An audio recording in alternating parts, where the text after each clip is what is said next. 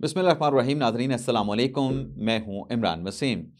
आज के पॉडकास्ट में हम बात करेंगे पाकिस्तान तहरीक इंसाफ के इनकलाबी मार्च के जो मुजाहिरीन हैं वो डी चौक पर पहुंच चुके हैं।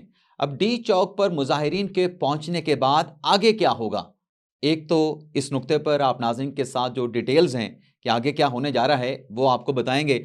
दूसरा हम बात करेंगे कि तहरीक इंसाफ के साथ जो हुकूमती मुज़ाकरात हुए थे जिसमें कुछ चीज़ें तय भी हो गई थी, ये मुज़ाकरात क्यों नाकाम हो गए।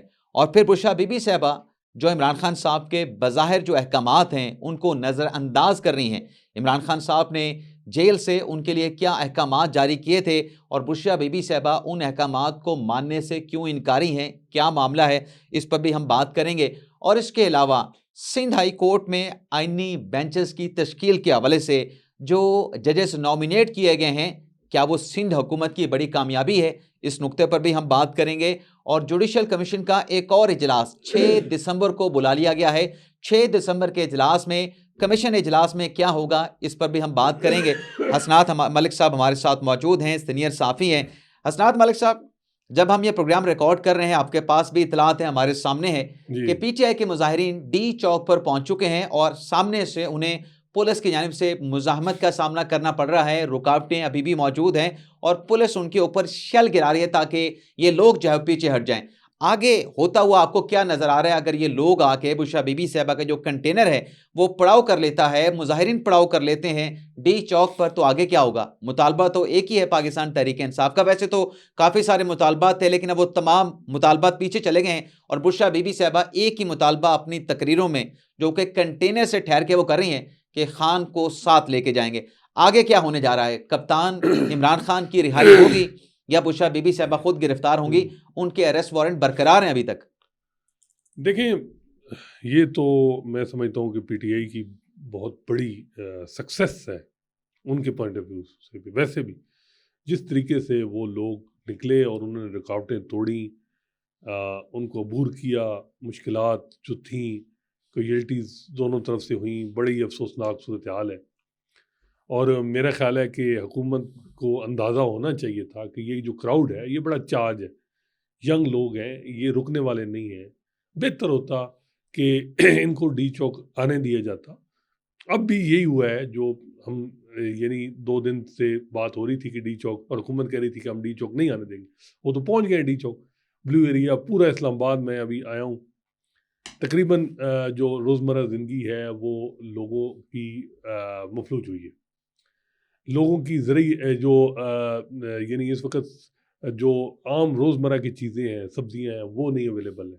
टमाटर आपको पता है इस वक्त 300 से ज़ायद 300 रुपये किलो बिक रहा है, बल्कि ज़्यादा होगा। 2 दिन पहले 300 रुपये था, तो अब ज़्यादा होगा।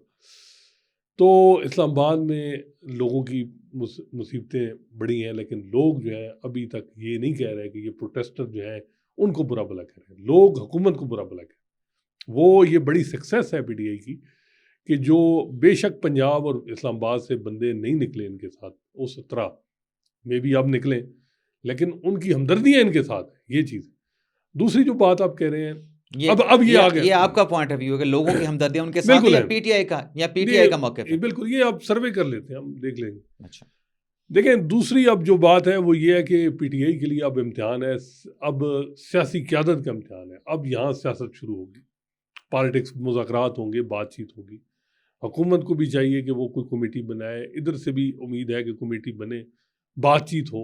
और बातचीत जो वन पॉइंट एजेंडा ही है पीटीआई का, वो ये है कि इमरान खान की रिहाई, क्या रिहाई होगी या उनको अडयाला जेल वहाँ नज़र बंद किया जाएगा, ये बड़ा इंपॉर्टेंट है। बनीगाला, हाँ, बनीगाला, अडयाला से निकाल के बनीगाला नजर बंद किया जाए। बनीगाला बंद किया जाएगा।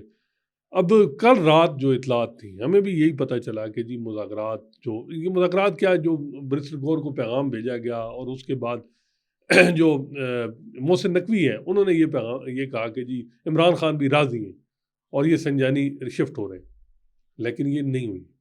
अब वो कह रहे हैं कि खुफिया हाथ है, पूरी लीडरशिप ही ये बात कन्फर्म है कि संजानी पे जुज़वी तौर पे फैसला हो चुका था कि संजानी चले जाना है, लेकिन बीच में क्यों ये पीछे हटे। लेकिन जो इनकी स्टडी यहाँ आने की थी वो कामयाब रही, क्योंकि ये पहुँच गए जिस तरह भी पहुँचे।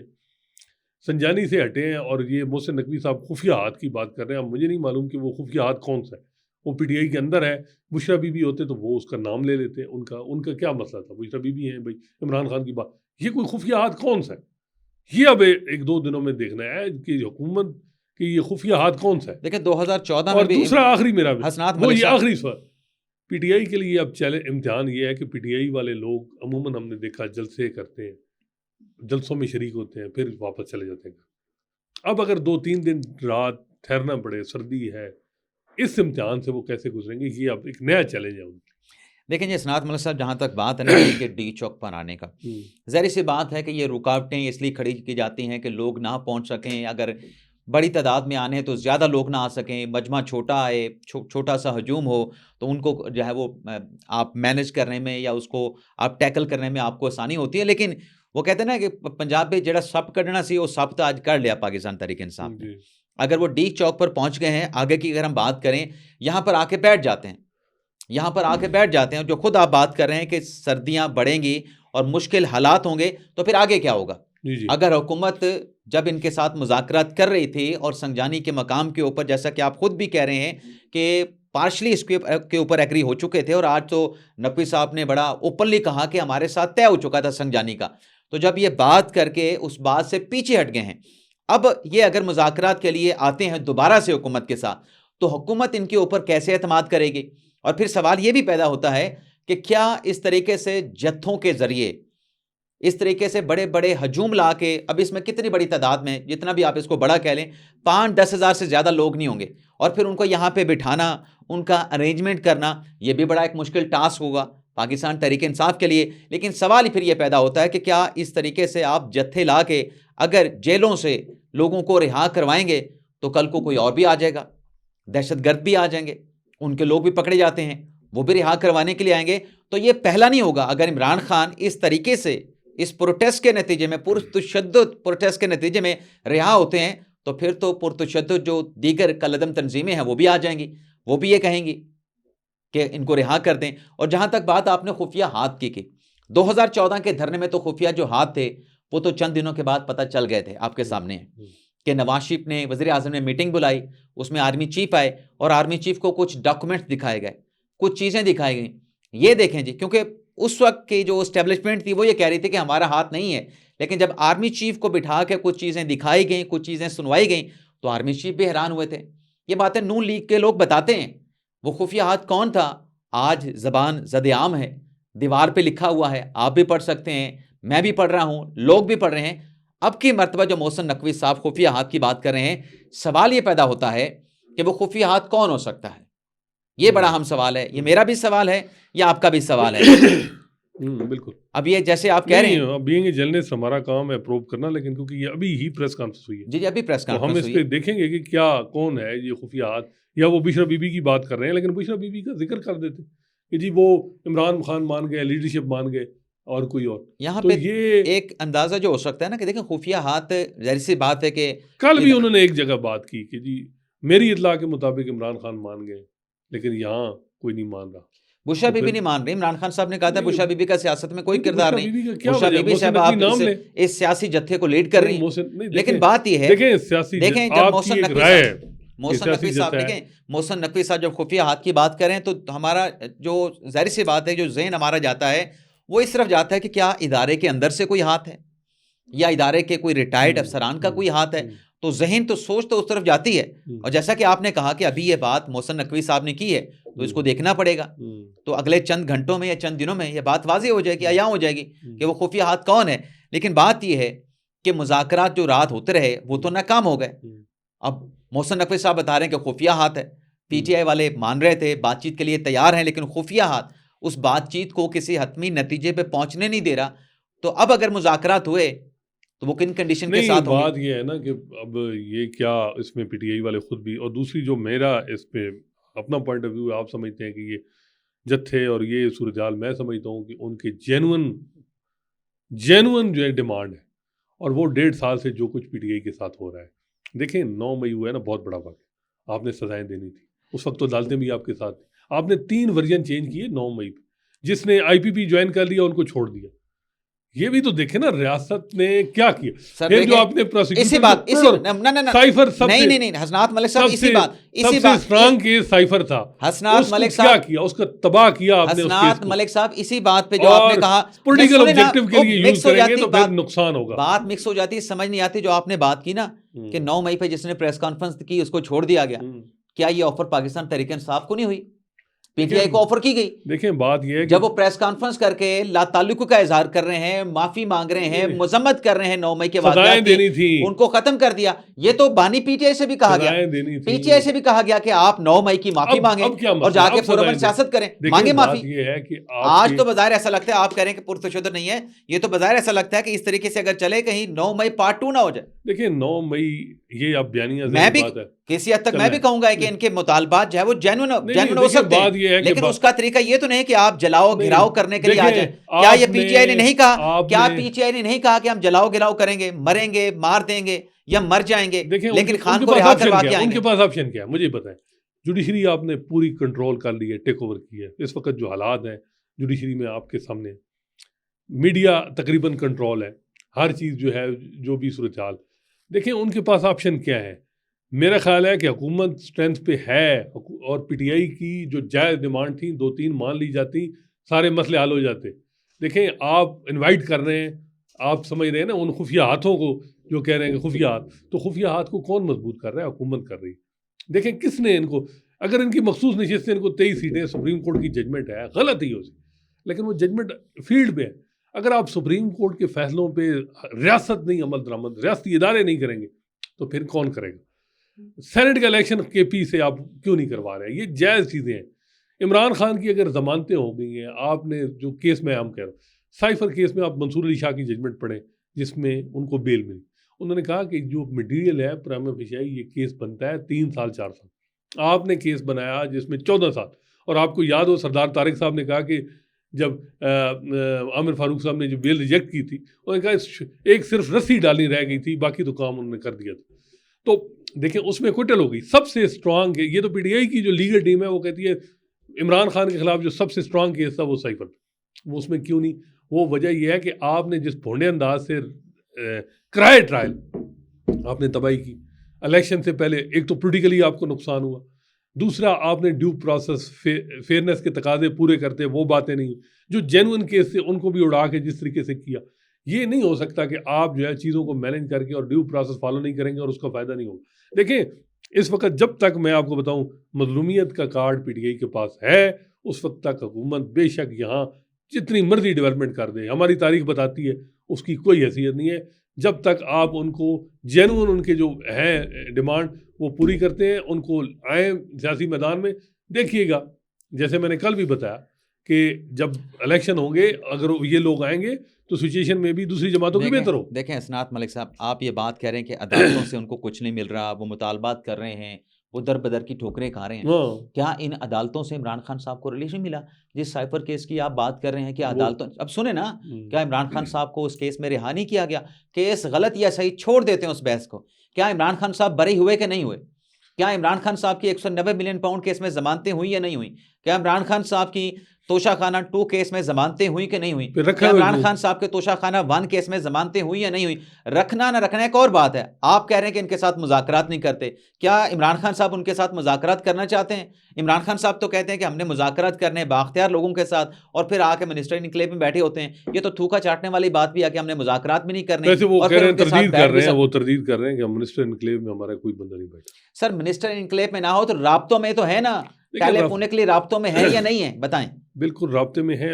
میرا خیال ہے کہ بات یہی ہے نا کہ مسئلہ یہ ہے کہ نون لیگ کو ہی چاہیے کہ اگر وہ جینوئن ان کے پاس مینڈیٹ نہیں ہے وہ دیں, اس کے حوالے کریں عمران خان کی, اور وہ عمران خان بھائی لوگ جو اگر بھگتے ہیں اگر عمران خان کو لاتے ہیں وہ اپنا جو بھی صورتحال, لیکن جب تک عوام ان کو اگر آپ ان کی جو انہوں نے جس کو ووٹ دیا آپ اس کو نہیں دیں گے, حکومت وہ بار بار ووٹ دیں گے, آپ جو مرضی کرتے ہیں. 25 کروڑ عوام ہے اور 25,000 بندہ یہاں پہ ڈی چوک پہ نہیں ہے. پاکستان کے 25 کروڑ عوام اور 25,000 بندہ یہاں پہ نہیں لا سکے. آپ کہتے ہیں کہ ان کو میڈل لٹا دیں, اور آپ کی اپنی بات میں ایک بہت بڑا اگر موجود ہے.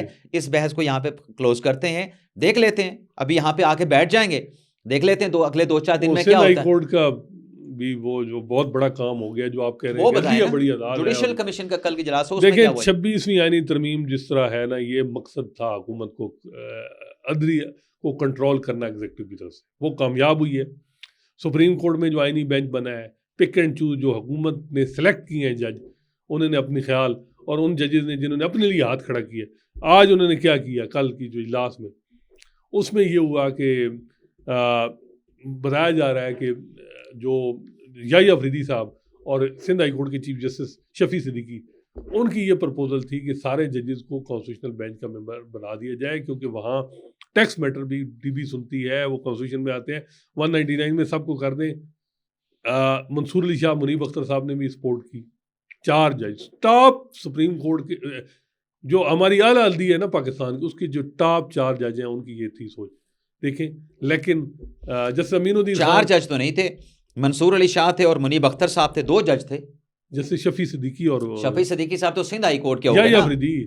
شفیع صدیقی صاحب تو سندھ ہائی کورٹ کے تھے. چلے یحییٰ افریدی صاحب نے تو کسی کے حق میں یا کسی کے نہیں، مخالفت میں میری ووٹ اطلاع نہیں. ہے کہ 4 سے انہوں نے مخالفت کی. 4 پاکستان تحریک انصاف والے لوگ کیوں نہیں پہنچے پھر؟ دیکھیں وہ پی ٹی آئی آ بھی جاتی تو ان کا کوئی ایشو نہیں تھا، وہ 2 چلے. لیکن مجھے یہ بتائیں، میرا ایک سوال ہے کہ امین الدین خان صاحب کس ریزن کی بنیاد پہ 9ویں نمبر کے ممبر جج کو کے آغا صاحب، جن کا یعنی بڑا احترام ہے، ان کو کیوں، کیونکہ پیپلز پارٹی چاہتی تھی تو امین الدین خان صاحب نے ان کو کانسٹیٹیوشن بینچ کا ہیڈ بنا دیا. جمال مندوخیل صاحب، اور یہی دونوں آئینی بینچ کی یہاں ہیں. یہ کیا ملی بھگت ہے؟ کس طرح گیو اینڈ ٹیک ہو رہا ہے کہ آپ ہمیں جو ہے وہ تو میں کو ملک صد میں تے کو نیازی صدا یہی گل بڑھ رہی ہے. پرابلم یہ ہے کہ جو انہوں نے آئینی بینچ ان کو بنایا حکومت نے، امین الدین خان صاحب کو ووٹ چاہیے تھا، انہوں نے ہاتھ کھڑا کیا.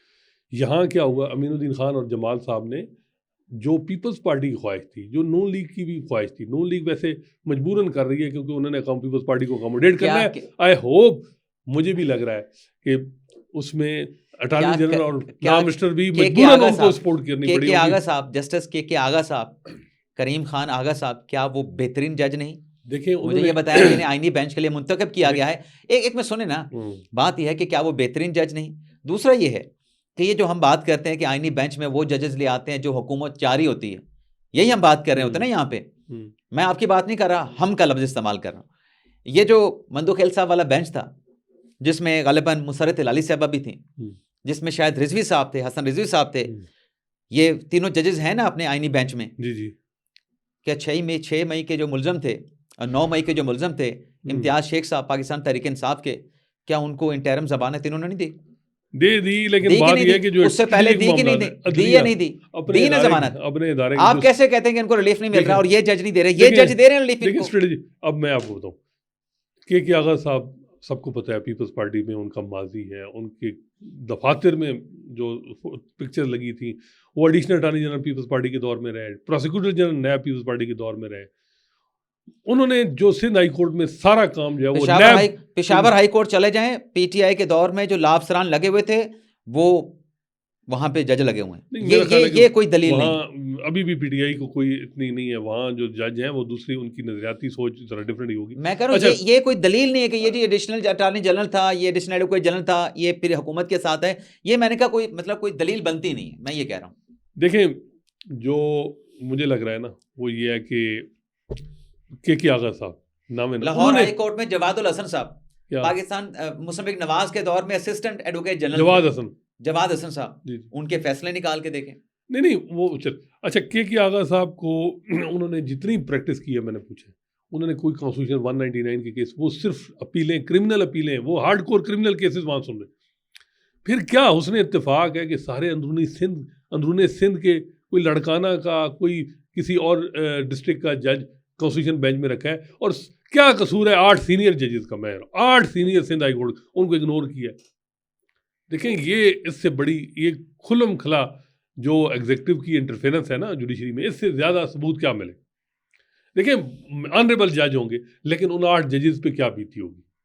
آج ویسے یحییٰ افریدی صاحب سنیں، کل بھی رپورٹڈلی، مجھے نہیں پتا، کہ منصور علی شاہ اور منیب اختر صاحب نے پھر پوائنٹ ریز کیا کہ 26ویں آئینی ترمیم کا کیس جو ہے وہ لگائیں. تو انہوں نے کہا جی میں نے آپ کو جواب دیا، پتہ نہیں کیا جواب انہوں نے دیا رپورٹڈلی. اس پہ ابھی چیک کرنا ہے کہ کیا وہ بات ہوئی ہے اور کس طرح ہوئی ہے. لیکن اب منٹس آئیں گے تو پتہ چلے گا کہ کیا وجہ ہے کہ 8 جج سینئر سندھ ہائی کورٹ کے وہ اتنے کمپیٹنٹ نہیں تھے کہ ان کو اگنور کر دیا گیا انہی بینچ.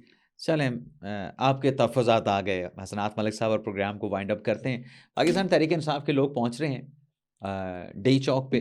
جب ہم یہ پروگرام کلوز کرنے جا رہے ہیں تو دیکھتے ہیں اگر آ کے یہاں پہ ان کا پڑاؤ ہوتا ہے تو کتنے دن پڑاؤ کرتے ہیں، اور ان کے مطالبات کا یہاں پر آ کر حکومت کے ساتھ مذاکرات ہوتے ہیں تو کیا نتیجہ نکلتا ہے. اجازت چاہتے ہیں آپ سے. اللہ حافظ.